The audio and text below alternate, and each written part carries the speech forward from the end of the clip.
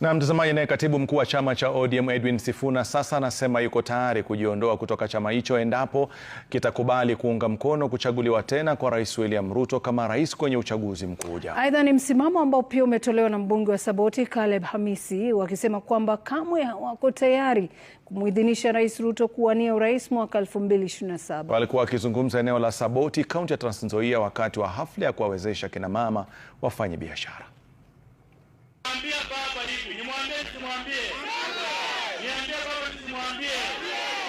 Mimi Caleb Hamisi, ukiamua kuunga mkono William Ruto, baba, that will be the end of me and you are there.